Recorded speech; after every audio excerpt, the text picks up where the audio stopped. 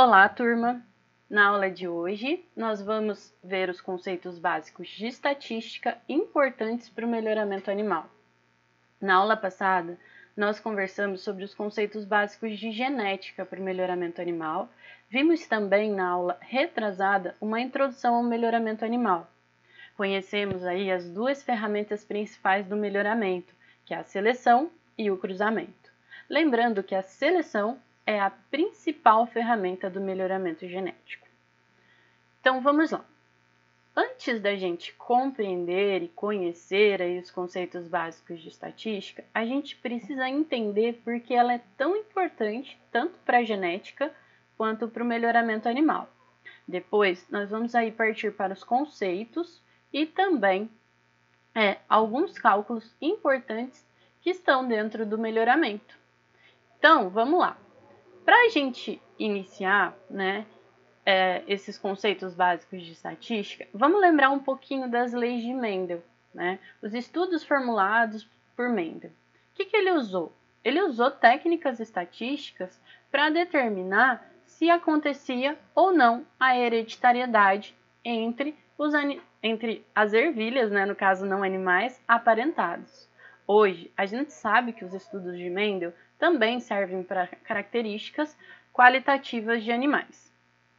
Então, a estatística ela foi utilizada por Mendel para explicar a hereditariedade, e ele explicou essa hereditariedade por meio de técnicas estatísticas, como era o caso das proporções, que ele estudava 1/3, 2/3, que faziam parte lá dos cruzamentos. E também utilizou um teste muito interessante, que é um teste estatístico, que é o teste de Chi quadrado.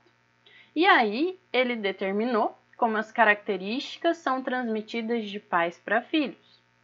Então, já lá no início da genética, foi utilizado técnicas estatísticas. E nós, para a gente expandir um pouquinho mais, nós utilizamos a estatística na maioria dos artigos científicos, porque esses artigos, eles precisam de uma forma séria de passar a informação e de tirar conclusões. Então, a estatística, principalmente a estatística inferencial e descritiva, é fundamental dentro dos trabalhos científicos, para que a gente tome decisões confiáveis, para que a gente tire conclusões confiáveis.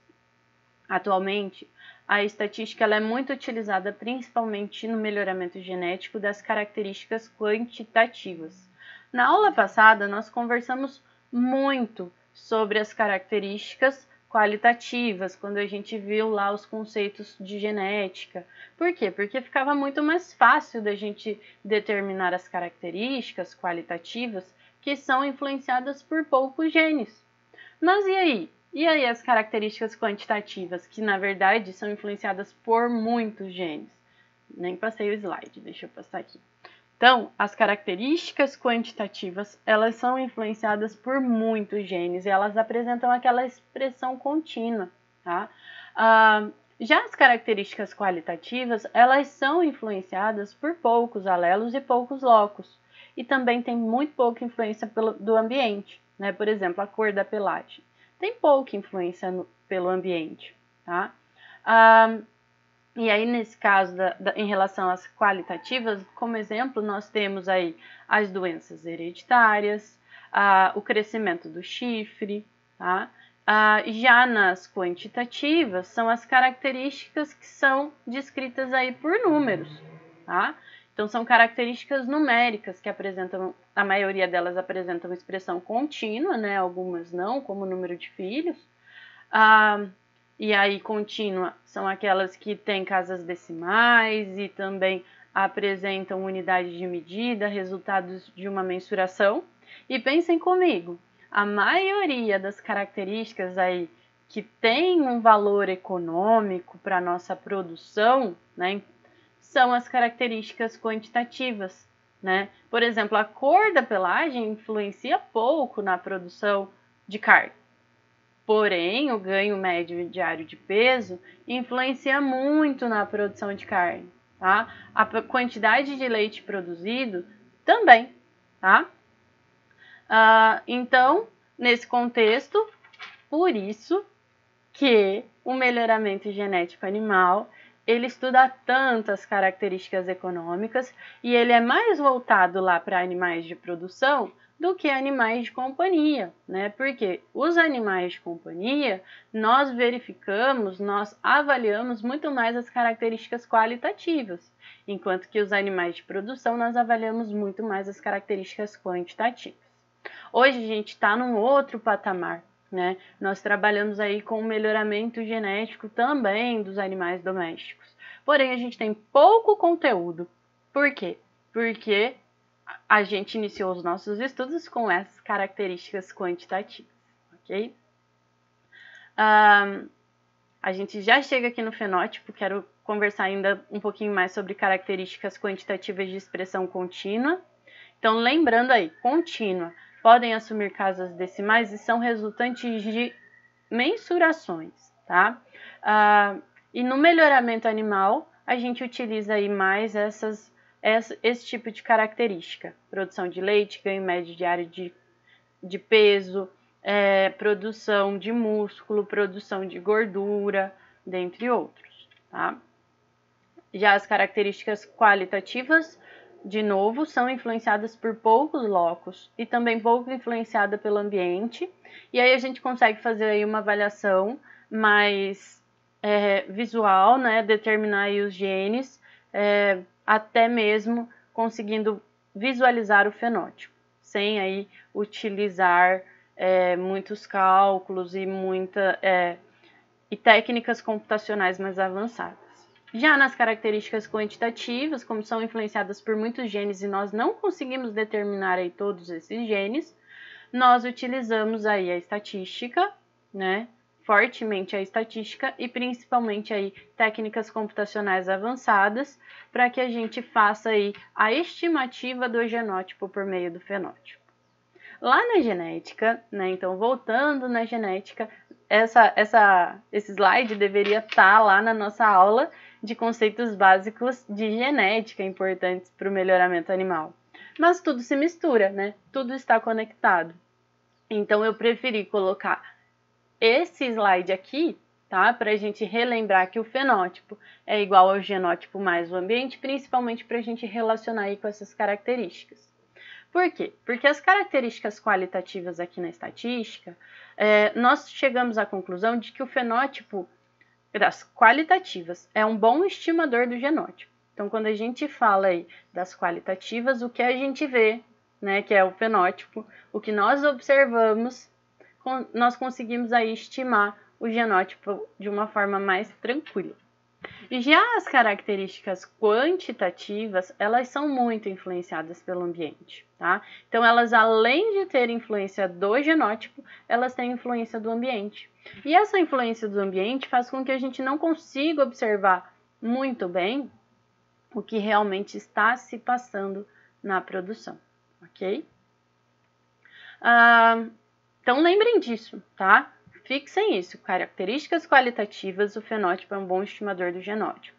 Características quantitativas, o fenótipo não é um bom estimador do genótipo. E a maioria das características quantitativas, elas têm a distribuição normal, apresentam distribuição normal. Essa distribuição tem propriedades interessantes que podem ser utilizadas no melhoramento animal. Tá? Então, a gente conhece aí a distribuição normal, e aí vamos relembrar lá da estatística, né? Porque a gente viu essa curva aqui em formato de sino, tá? E essa curva em formato de sino significa que isso aqui, a média, o desempenho médio do rebanho. Então, o que a gente diz aqui? Ó, que a maioria dos indivíduos estão próximos da média.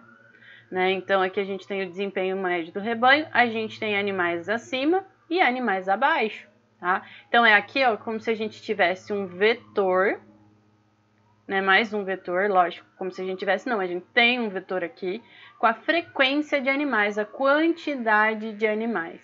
Então, aqui, ó, vocês podem ver que a gente tem o ponto de máxima e a gente tem aqui a maior quantidade de animais, a quantidade mais frequente de animais próximos da média. Características como peso, altura, ganho médio diário de peso, tem esse tipo de distribuição, tá? A gente tem poucos indivíduos abaixo da média, então poucos indivíduos que estão abaixo, né, que apresentam valores menores, e poucos indivíduos acima da média. Vamos supor que estejamos falando aí em produção de leite, tá? Então, a maioria dos indivíduos tem produção de leite média, alguns indivíduos têm produção abaixo e outros indivíduos têm produção acima. Tá? E o que significa esses indivíduos que têm produção acima? Ou eles têm alto valor genético, ou eles estão em um ambiente superior para produzir mais. E nós precisamos avaliar isso aí e determinar aqui esse valor genético, e nós utilizamos a estatística para fazer isso. Tá? Então, lembrando aí que a distribuição normal ela tem forma de sino, simétrica em relação à média. Isso significa que para as características em questão, a maior parte dos indivíduos apresentam valores próximos, tá? Poucos indivíduos acima e poucos indivíduos abaixo. E na distribuição normal nós temos uma característica também muito importante. Outra propriedade interessante é em relação aos desvios da média, tá? Lembra lá da distribuição normal padrão, né? Então, por meio da distribuição normal padrão, a gente chegou à conclusão que, conhecendo aí o desvio padrão, a gente conhece a proporção de indivíduos que estão dentro do intervalo, tá? Então, conhecendo a média e o desvio padrão, a gente conhece a proporção, mais ou menos aí, a quantidade de indivíduos que estão dentro dos intervalos. Então, aqui a gente tem a média. Vamos supor que aqui a gente tem a média de produção de leite. E nós temos menos um desvio da média, desvio padrão, que nós calculamos, e mais um desvio padrão da média, tá? Nesse intervalo, né, da média menos um desvio, da média mais um desvio, nós temos aqui, ó, 68,26% dos indivíduos da minha população, tá? A média menos 2 desvios e mais 2 desvios, nós temos aqui 95,44% da nossa população. A média menos 3 desvios e a média mais 3 desvios, nós temos quase 100% da nossa população, ó, 99,73%.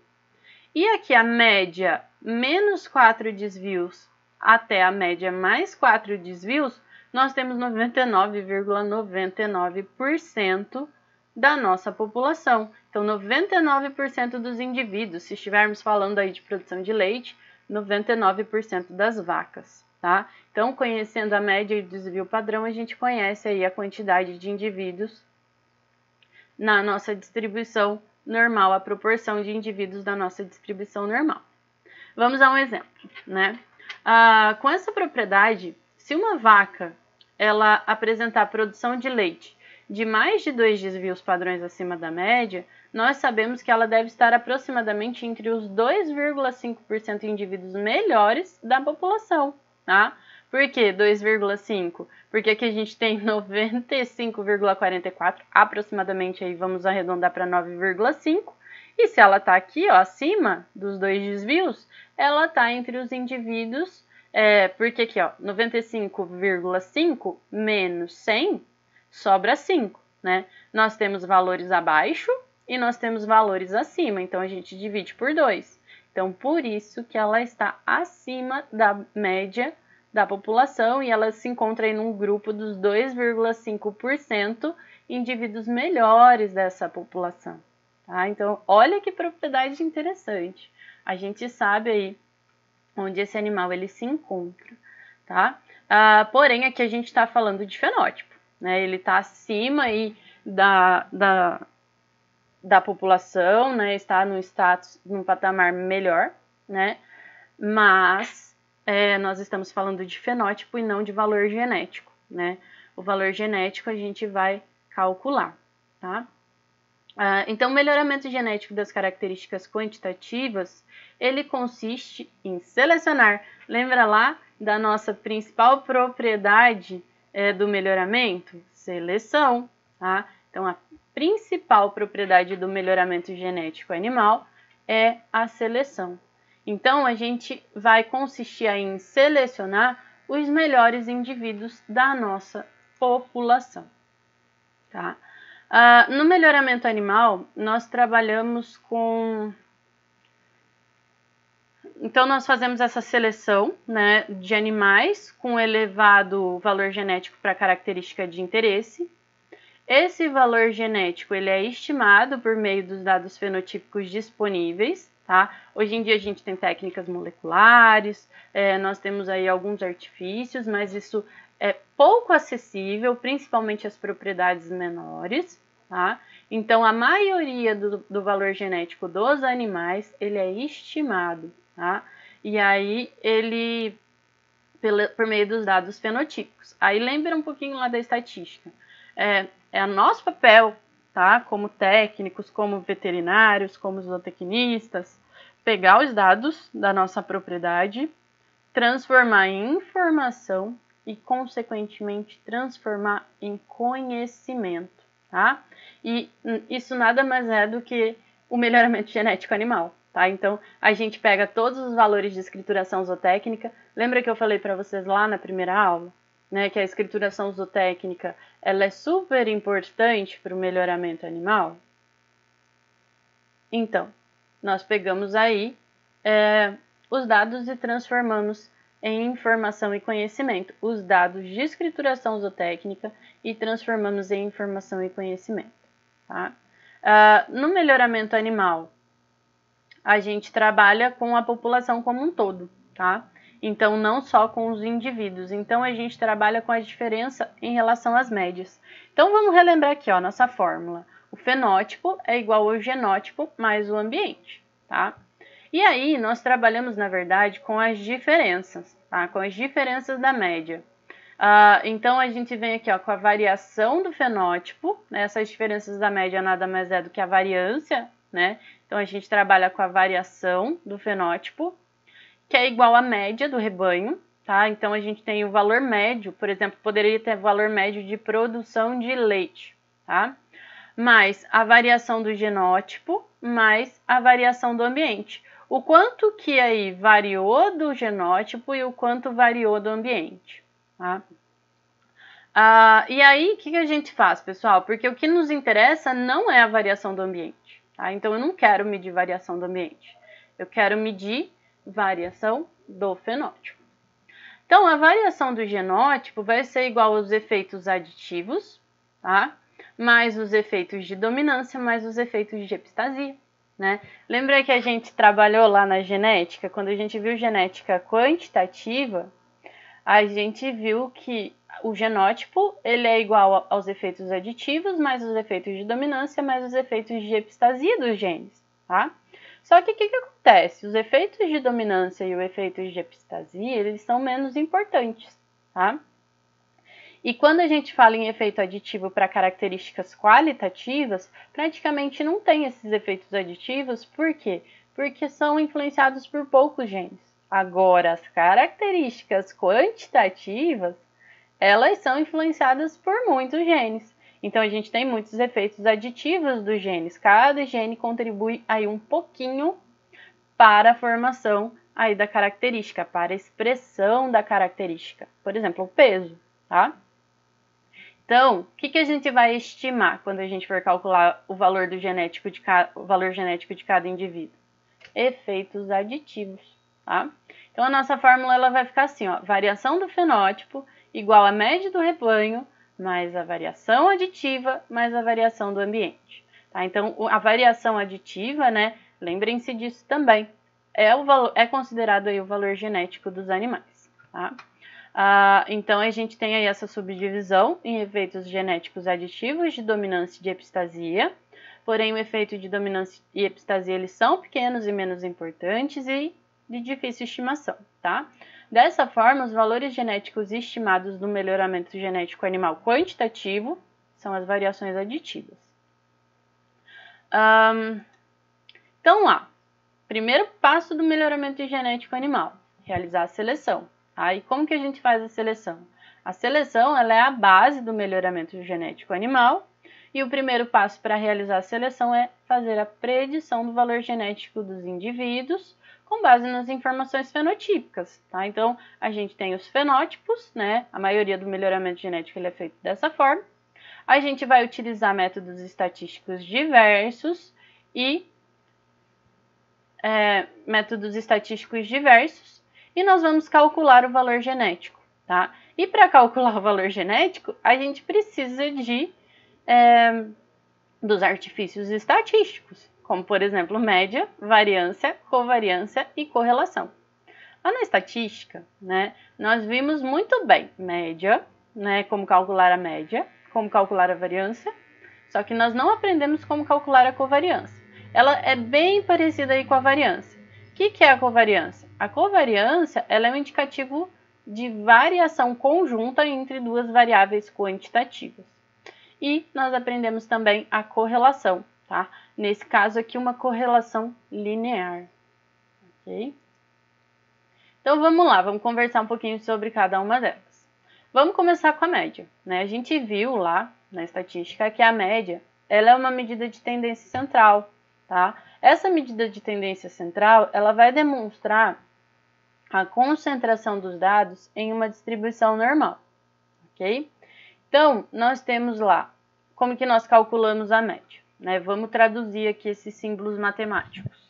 A média, ela é chamada de y barra ou então de mi, tá? Mi a gente chama para média populacional e y barra ou x barra ou qualquer outra letra, tá? Com a barra em cima, é conhecida como média.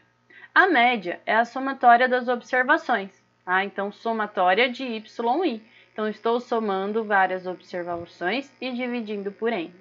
Então, eu vou ter vários y, né? Porque esses são os valores de toda a minha população. Vamos supor que nós tenhamos peso, né? E aí nós temos o peso do animal 1, peso do animal 2, peso do animal 3, até peso do animal n. E vamos dividir por n. Ok? E aí nós temos a média. Nós estamos carecas de saber como que a gente calcula a média, tá? Por quê? Porque a gente usa a média não só aí no melhoramento genético, mas até para calcular a nossa média final da disciplina. Já a variância, ela é uma medida de dispersão que mostra o quão distante cada valor do conjunto de dados está da média. Como o nome já diz, ele indica variabilidade, tá? A desvantagem é que a sua unidade de medida fica elevada ao quadrado, e aí fica de difícil interpretação, tá? Então, o que acontece? Como eu elevo as diferenças ao quadrado? Por quê? Porque se eu não elevasse ao quadrado e fizesse a soma, tá? Então, vamos supor que eu fizesse o peso do animal 1 menos a média, mais o peso do animal 2 menos a média, mais o peso do animal 3 menos a média, mais o peso do animal 4 menos a média, mais o peso do animal 5 menos a média, até o peso do animal n menos a média.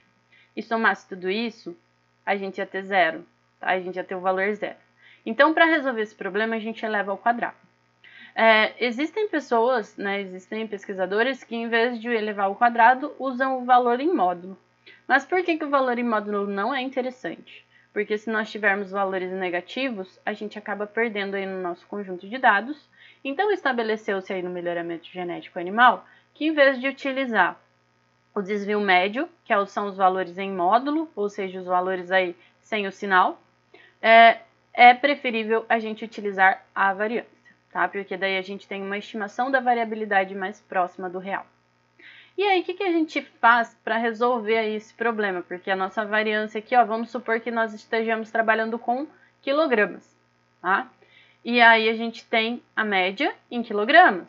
Nós precisamos ter aí uma comparação de variabilidade, de variância, também em quilogramas. E a variância, ela não é em quilogramas, ela é em quilogramas ao quadrado. Então, a gente faz o quê? A gente utiliza o desvio padrão, tá?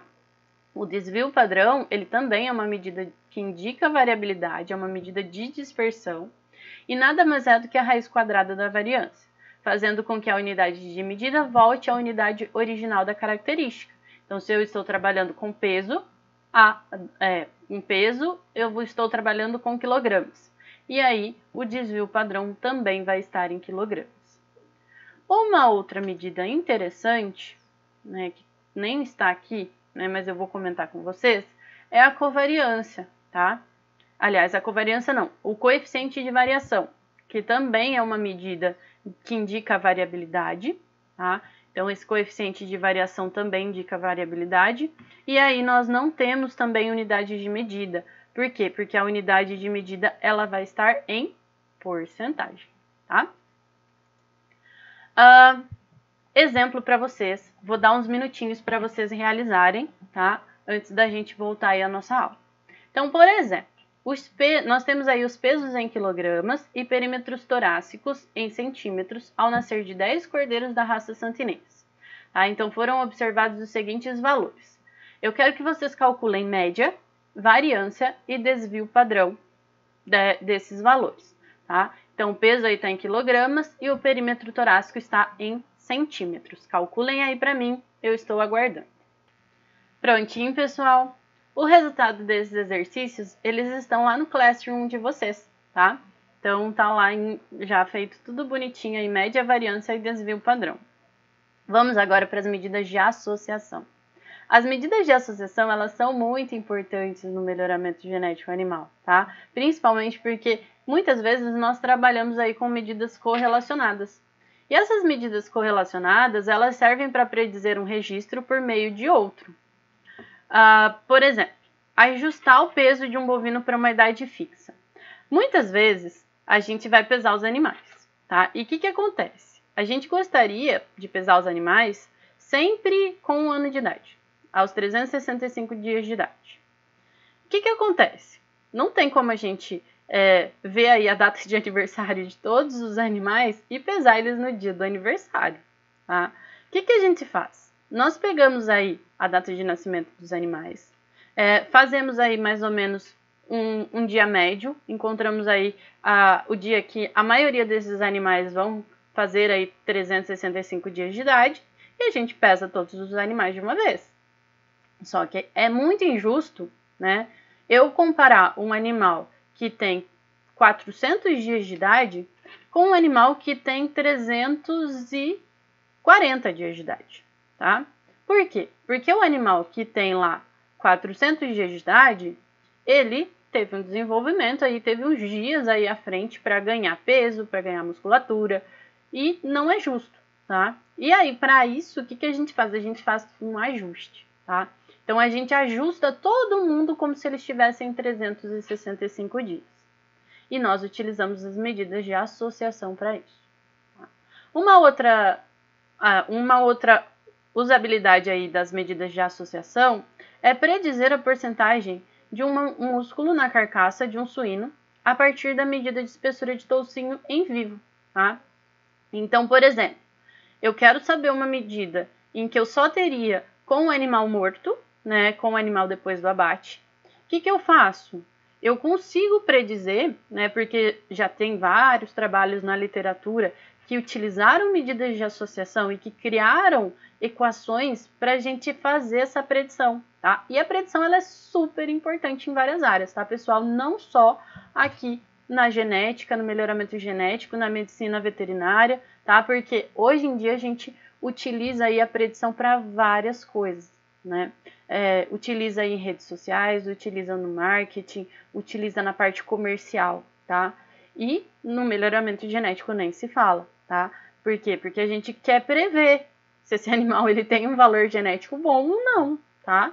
E aí a gente entra no terceiro tópico, tá? O terceiro tópico ele fala que na seleção, predizer os valores genéticos de um indivíduo, a gente prediz o valor genético dos indivíduos por meio das informações disponíveis.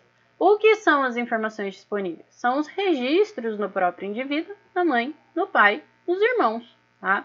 Então, o fenótipo do indivíduo, da mãe, do pai e dos irmãos. E aí a gente realiza a seleção após fazer essa predição, tá? Aí nós utilizamos aqui a covariância, tá? O valor de covariância. Nós utilizamos o valor de correlação. Nós utilizamos as regressões. A gente vai ver regressões simples, né? Óbvio que no melhoramento genético a gente utiliza regressões muito complexas, que eram antigamente muito difíceis de realizar na mão. Então, quando a gente não tinha aí computador tão disponível, o melhoramento genético era muito difícil de ser realizado. Tá? Hoje em dia a gente tem computador, a gente tem até o celular hoje em dia faz rápido aí algumas análises que nós precisamos. Então, hoje em dia não tem desculpa para não se fazer aí o melhoramento genético animal. A desculpa antigamente era a falta de escrituração zootécnica e hoje em dia a gente também tem várias ferramentas que auxiliam e facilitam aí a escrituração zootécnica e a coleta de dados para a gente realizar então esse melhoramento genético animal, tá? Então a gente tem aí duas variáveis, a variável x e a variável y, tá? O que é a variável x e a variável y? Então, por exemplo, pode ser o valor do fenótipo do pai em relação ao valor do fenótipo da mãe, do indivíduo, desculpa. Valor do fenótipo do pai e em relação ao valor do fenótipo do indivíduo, tá? Por exemplo, o peso do pai, o peso do indivíduo. Nós podemos realizar também a covariância de características correlacionadas, né? Então, lembra lá aquele exemplo que a gente tinha dado, espessura do toucinho a partir do peso vivo. Então, a gente pode calcular a covariância da espessura do toucinho e do peso vivo, tá? E aí, para isso, a gente utiliza essa equação aqui, ó, que é a somatória de xi menos a média, vezes yi menos a média, dividido por n menos 1. Tá? Porque normalmente a gente trabalha aí com a amostra, tá? Ou então, se estivéssemos trabalhando com a população, nzão. Ou a gente pode utilizar essa fórmula que é a mesma, né? Então, a gente consegue chegar nessa fórmula por meio dessa, que é a somatória de xi vezes yi menos a somatória de xi vezes yi dividido pela média, dividido por n menos 1, tá? Então, a gente calcula a covariância. E a gente utiliza a covariância para quê? Basicamente, para a gente encontrar a correlação, tá?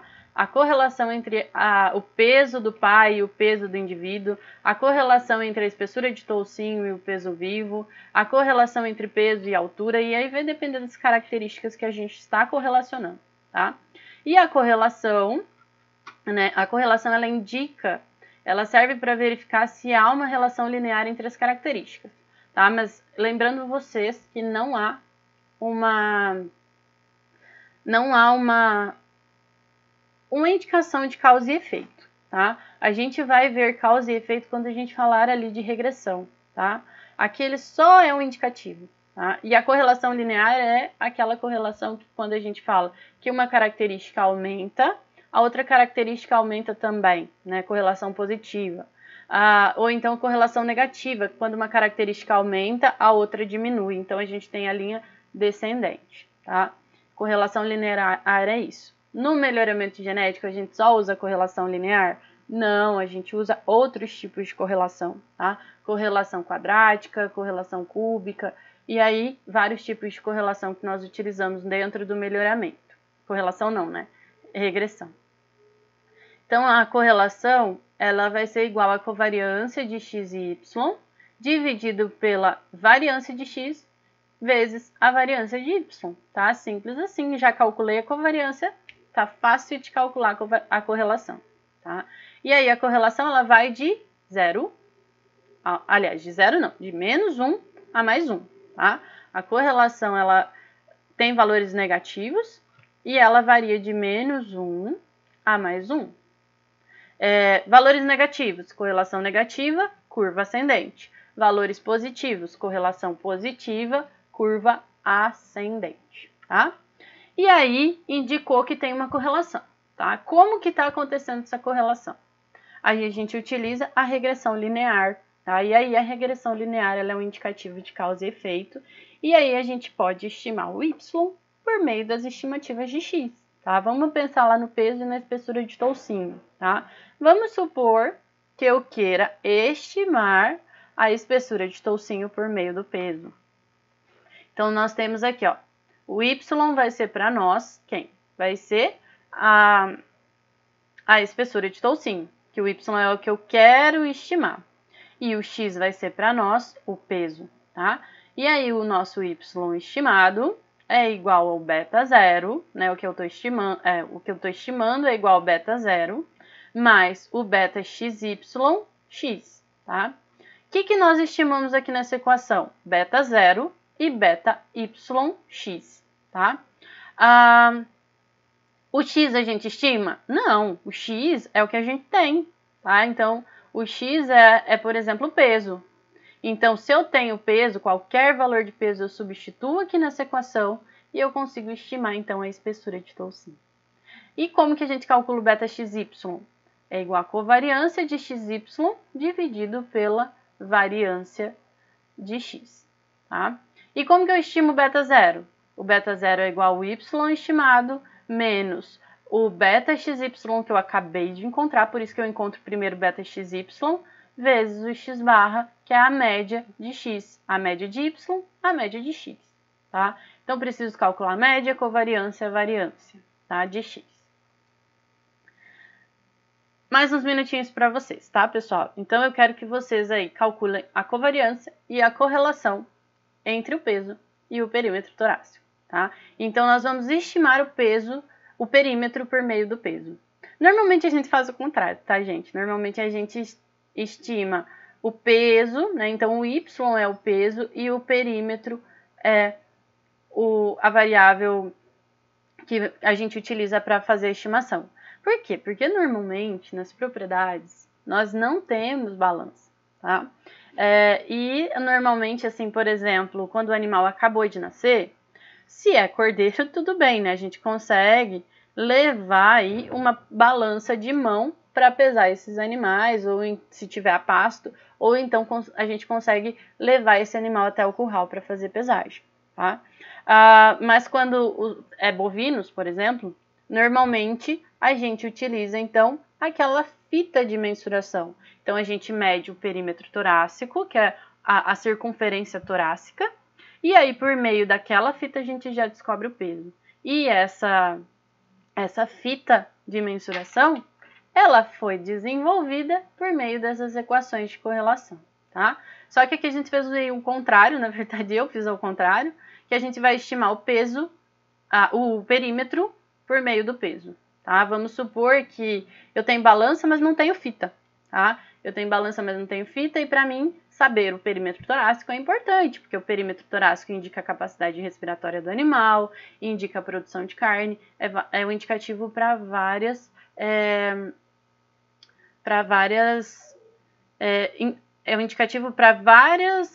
questões relacionadas à produção de carne e também relacionada à produção de leite. Fica a dica.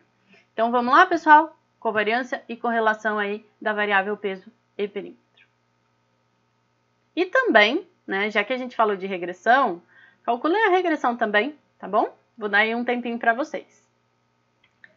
Prontinho, pessoal, já calcularam aí covariância, correlação e aí o bônus aí que é a regressão, tá? Então, calculem aí, depois confiram aí os resultados lá no Classroom de vocês, tá bom? Pessoal, vamos falar aí agora um pouquinho, falando em variância fenotípica, tá? Se vocês observarem aí essa equação da variância fenotípica, a variância fenotípica é igual à somatória do fenótipo menos a média, o fenótipo do indivíduo menos a média, elevado ao quadrado, dividido por n menos 1. Tá. Essa fórmula parece o quê?